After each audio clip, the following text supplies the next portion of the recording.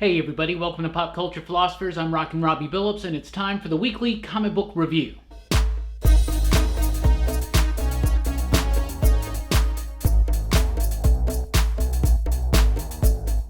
That's right everybody, time for the weekly comic book review. It's the show where I read a lot of comic books and I let you know what I thought about them, and we always start with the pick of the week. And this week's pick of the week, Mr. Miracle number 10. First of all, cover of the week right there by Nick Darrington. Just a great dark side image to start off the issue with the cover right there. But this was yet again another fantastic slam bang awesome issue of Mr. Miracle. Really good stuff going on here. There's a lot of layers to this book, but ultimately it's a story about a relationship between Barda and Scott, and it's just so beautiful and it's so real and down to earth, even though it's surrounded by this crazy Kirby New Gods awesomeness, right? It just really works, and Tom King and Mitch Gerads have done a hell of a job with this title, seriously, winning their respective Eisners for writer and artist. Fantastic work. Each issue of Mr. Miracle, we are nearing its conclusion. It's getting really hype. The stakes are getting really high, especially emotionally, and I love this book so much. Seriously, one of the things Mr. Miracle has very much a strong difficulty in escaping is the pick of the week. And once again, pick of the week, Mr. Miracle number 10. That's seriously going to be considered as one of the classics, depending on how they nail that ending. We get 2 issues to go. Super excited. Justice League number 5 is here from DC Comics. I'm loving Justice League right now. Fantastic stuff. I think it's my favorite superhero comic book right now. It's big, it's epic, it's awesome. It's really spotlighting Lex Luthor as the villain that he truly is, and I love it. This issue kind of jumps backwards just a little bit. This is technically a Legion of Doom Part 1, Scott Snyder keeps saying. James Tynion IV comes in to write this issue. Doug Mahnke handles the artwork, and it's fantastic. It's great. You see, for instance, Lex Luthor approaching some members of the Legion of Doom, how he approached them, how he tried to convince them to join him, and you start realizing exactly what happened to Lex Luthor that set him on this whole journey to unleash doom on the universe. And I'm loving everything that Snyder and Tynion and company are doing with the Justice League books right now. Justice League Dark last week was great. I'm loving Justice League. This Legion of Doom is great. Not a fill-in issue, just a story in between the stories and a little bit set before, but it's fantastic. Fills in a lot of those gaps. Great stuff, great dialogue, a real menacing, doom-filled approach to the Justice League that's just really fun, and I'm just loving it so much. Adventures of the Super Sons is here with an issue number 1, a brand new issue number 1 for the Super Sons, written by Peter Tomasi. This is set between the last issue of Super Sons and that Superman special, so it's before Jonathan went off into space with Jor-El and all that stuff from Man of Steel, but it's the adventures of Damian and Jonathan Kent, written by Peter Tomasi. It's got artwork by Carlo Barberi, and it's pretty good, not quite the hypeness of Jimenez that we're used to, but he's over at Justice League doing amazing things right now. But the art's great, the story's fun. If you were liking Super Sons before, you're going to like it again. This is the first issue of a 12-part series. It's going to kind of fill in a little bit of a gap pre-Bendis, right? So it's kind of like Peter Tomasi being able to tell his next Damian and Jonathan stories and not have to worry about staying caught up to continuity. But I love these two characters together. I love them under Peter Tomasi's hand, and I'm down for this book. And it's super, I'll say it again, Super Sons is super fun. It's one of my favorite things to say around here. Batman number 52 is here. This book was fantastic. It's amazing. Forget whatever you think about Tom King and the marriage and the Catwoman thing or whatever. Batman number 52 was just a solid comic book. Enhanced by artwork from Lee Weeks, which is just to die for. Fantastic stuff. And Elizabeth Brettweiser on the colors. Beautiful, luscious colors, fantastic stuff. Even bits that are just talking heads just really work and have like this texture to them that's amazing. And then shots like that of Mr. Freeze, fantastic stuff. Love the artwork, I love the story. Basically, Batman has apprehended Mr. Freeze for the murder of 3 women. He's confessed to it, and Bruce Wayne is on the actual jury that's for Mr. Freeze's trial, and he's trying, everybody says guilty, but not him. He's trying to like figure out what really happened, things like that. But I really like it. Great dialogue, great brilliant pacing, a brilliant, beautiful, luxurious artwork. Seriously, Batman number 52, solid book. Curse of Brimstone number 5, one of the few New Age of Heroes books that I actually maintain an interest in, but this was the weakest issue yet. mostly because it has some really inconsistent artwork, even though Philip Tan was back for a little bit here and there. The artwork was a little inconsistent. The story idea had a big creep factor for it, but the execution didn't really come through for me. So Curse of Brimstone number 5 was definitely for me a weak point in the series, but overall I'm still kind of digging it. I'm excited to see what's going to happen, but I have heard these rumors that most of the New Age of Heroes books are ending. I haven't heard anything confirmed. That may be confirmed, I just haven't seen it. But it does not surprise me, to be honest with you. Let's jump over to Marvel. They got Infinity Wars number 1. So, an Infinity Wars Prime from last week, which I won't spoil for you, but they do something kind of big, kind of a big deal, right? We're not fooled, right? None of us, if you know what I'm talking about, we're not fooled. But seriously, it was kind of like a neat kickoff to the book. But this blew it out of the water. I really liked Infinity Wars number 1, the proper number 1. Seriously great stuff. Mike Deodato Jr., fantastic artwork, great pacing, great layouts and composition, beautiful colors, fantastic stuff. Is that Laura Martin? Let me find out who the colorist is real quick because it's amazing. No, it's Frank Martin. Frank Martin on the colors, fantastic stuff. Love the artwork, highly detailed, rich. Got some really nice character moments too, and a little bit of an emotional moment. And the ending is another one of those things. It's a jaw-dropping ending, and maybe we're going to be like, well, maybe not as all as it seems, but I think it's still a very well-played comic, well-executed comic book. Really fun, really cool. I thought it was really neat. All the characters working together and not working together. The new Infinity Watch meets up in this issue, led by Doctor Strange. So everybody that has a stone is there. They meet up on Earth, and crazy chaos ensues. And then by the end of it, Requiem makes an appearance, and you'll know a lot more about Requiem by the end of this issue. But I liked it. I thought it was an emotional, great story with some depth and a lot of fun comic book, cosmic type stuff in it as well. Death of the Inhumans number 2 is here, and that's a beautiful, luscious cover, is it not? From Kara Andrews. Fantastic stuff, right?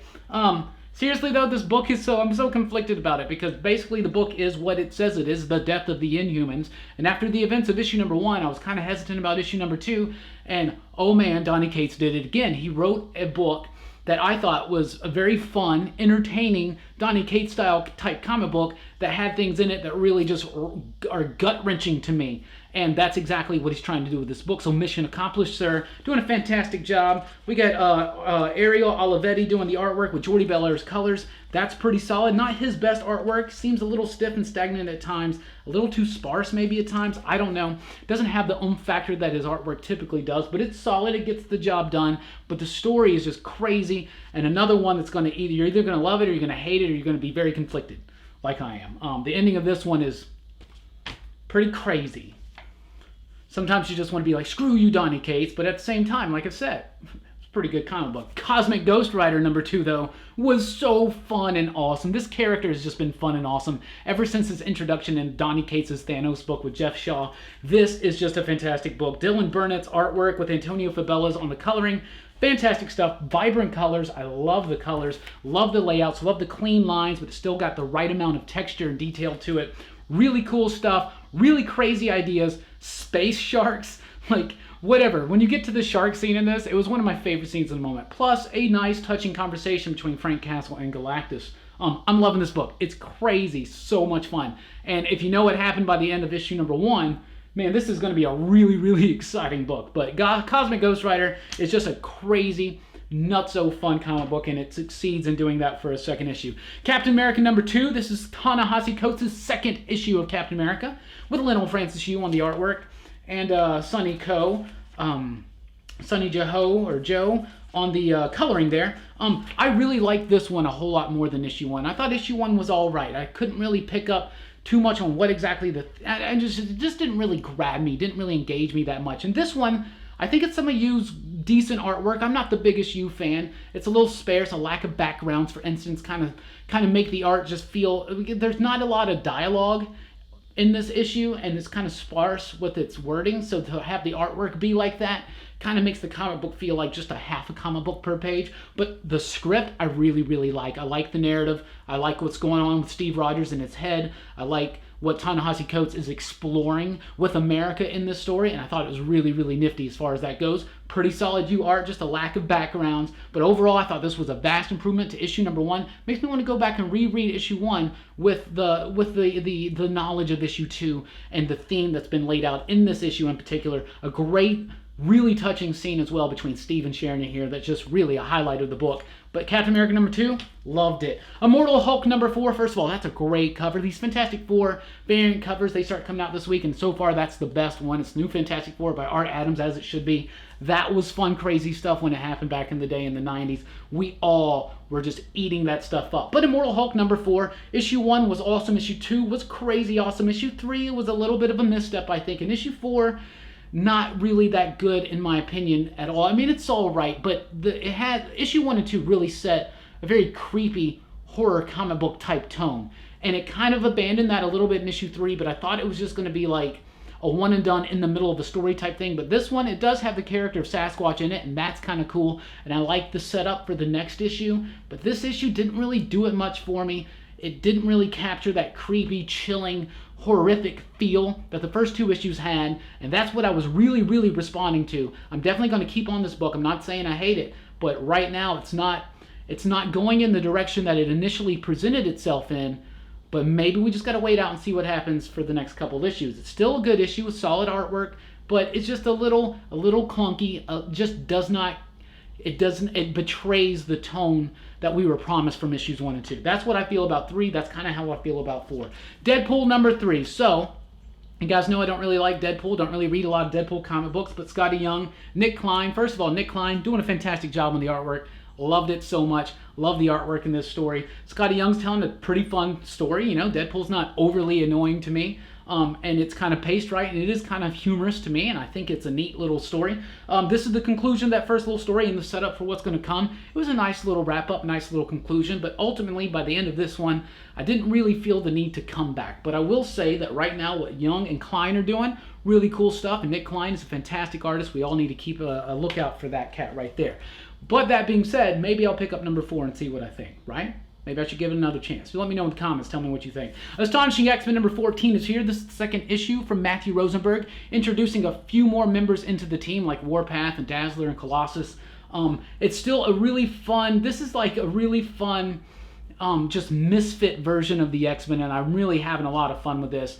They don't really talk too much about the revelation from the end of the first issue, but it's there, and it's obviously there, but nothing's really too far explained. But it's a really fun issue that I found just full of hijinks and very fun.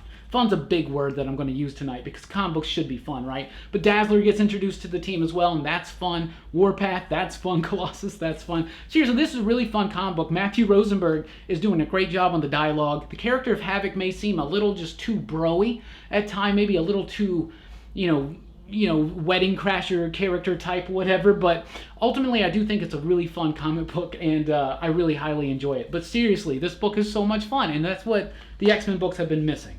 And I'll promise I'll try not to say a book is overly fun. Again, Hunt for Wolverine starts wrapping up finally with Weapon Loss number 4. It's the end of this story. None of these Hunt for Wolverine stories are going to end with you finding Wolverine. It's going to set up another mystery for the Dead Ends one shot, then the Return of the Wolverine miniseries. I feel like this has been a waste of time. That's my review. Leviathan number 1 is here. It's a brand new book from Image Comics and writer John Layman and artist Nick Pitara. Nick Pitara you may recognize from Manhattan Projects. Really cool book, nifty stuff. The colors by Michael Garland, by the way. The colors are awesome. The artwork is exactly what you expect from Pitara. Highly detailed, crazy, bonkers, cartoonish, off the wall. It's basically a kaiju story. Look at that detail right there. That's amazing stuff. So this has got some really nifty artwork. It's a big giant monster story. Ultimately just a little too silly and too kooky for me. Doesn't have a serious tone at all, and that's not what's promised by any of the marketing or the artwork or anything like that. But maybe just a little overly silly for me. Not something maybe to sink my teeth into. But issue 1 was kind of fun. It was interesting, and it'd be neat to see where they're going to go. But I don't know, issue 1, it was just alright for me. Paper Girls number 23 is here from Image Comics. I'm loving everything that Brian K. Vaughan, Cliff Chang, and Matt Wilson are doing on this book. Fantastic, crazy time travel, confusing type stuff. Coming a lot more clear. Great character moments yet again in this issue. Fantastic artwork. The plot becomes more clear. I'm loving Paper Girls so much. Seriously, this book it's like, so Stranger Things, right? Initially, we all compared it to Stranger Things because it was set in the 80s. It involved crazy time travel sci-fi. You know, Stranger Things hasn't delved into time travel yet, but it definitely had that feel. But then it goes and hits you with a bit of nostalgia for the 2000s. Then it gets super futuristic and then very prehistoric. This book is all over the place, and it works, and it's cohesive, and it's fun. But not that fun. Not as fun as Astonishing X-Men. The Seeds, #1, is here. It's a new one from Dark Horse Comics and Berger Books. David Aja and Nascenti. It's pretty decent. It's got wonderful, beautiful artwork, really cool stuff that's colored in a really nifty way, very monochromatic, and melodramatic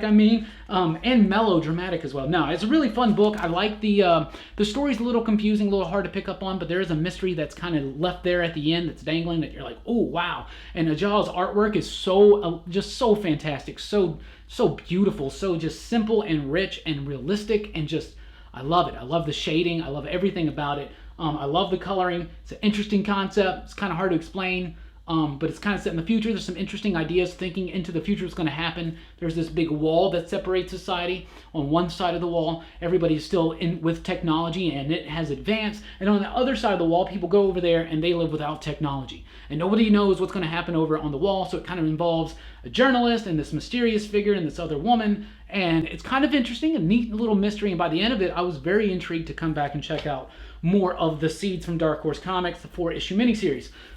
From the world of Black Hammer, the Quantum Age #2 is here.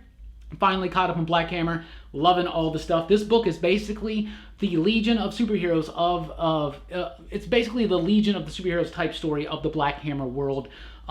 But it's kind of like what happens after the Legion of Superheroes fall. And I really like it. I like the characterization. I like the tie-ins to what's going on in Black Hammer and those heroes. But I also like that, Jeff Lemire's just saying, let's just do something set in this world in the future and just have fun with it.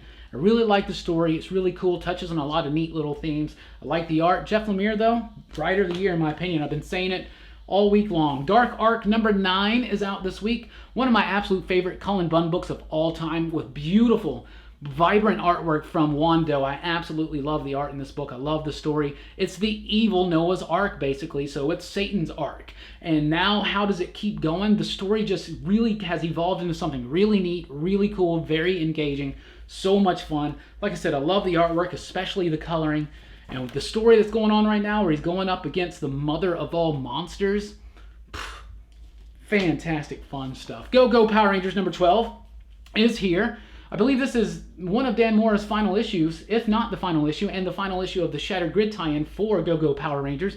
And it does do something neat that we can foresee is going to fix some things that maybe happened in Shattered Grid. But it was a nice little conclusion of this story about the Ranger Slayer and her journey, and throwing her back into the finale of Shattered Grid that's coming this month. But this book's been fun. Dan Mora's artwork is fantastic. It's dynamic, awesome. Ryan Pear's doing a great job with these characters. Their voices are completely just knocked out of the park. The characterization is spot on. It's all there. And it's got some really nice moments. Not just silly action fun. It's also got some realness to it. And that's something that's really impressive about Go Power Rangers. And Highest House #6 is here. This concludes Book 1. I'm sure it's going to come back because at the end it says end of Book 1. But it is a nice, satisfying conclusion to the first arc. I've been loving this book. It's written by Mike Carey with artwork by Peter Gross, and it's just fantastic. I've loved this book so much. It's fantasy, but it's not too fantasy where if you're annoyed by fantasy, it's going to annoy you. It's a great script, great engaging mystery filled with demons and cool medieval politics and things like that. Stuff like that. I really, really like. I like this story. I love the dialogue. I love the composition. Love the artwork. Everything about it is so on fire, so on point. This book is truly something special, and that's what I think about that. So that's what I read, and that's what I thought about him. Let me know in the comments down below, what did you think about it? Don't forget, Astonishing X-Men #14 is a fun as hell book. Immortal Hulk, I think, kind of slipping these last couple issues. Donny Cates wows us and just stuns us again in Cosmic Ghost Rider and Death of the Inhumans. Infinity Wars, I think, is better than it probably a lot of you guys are going to think it should be. Batman's really solid. Justice League stomps on through, but Mr. Miracle, Darkseid is. Mr. Miracle is the pick of the week. Anyway, thank you guys so much for checking out the video. Please do check us out at popculturephilosophers.com for podcasts, blogs, and a whole lot more. And be sure to like, share, and subscribe. Thank you guys for everything that you do to help support this channel. We do live streams, by the way, at Robbie Rants Live every Sunday night, 7 o'clock Central Time, so be on the lookout for that. We're going to do one this Sunday. We have a lot of fun talking about comic books and pop culture, so be on the lookout for that and other videos coming from this channel, so subscribe so you don't miss a thing. Thank you guys so much for joining the PCP Army over on Facebook. If you don't know what it is, look it up and find out. Thank you guys for rocking with us, and keep on reading.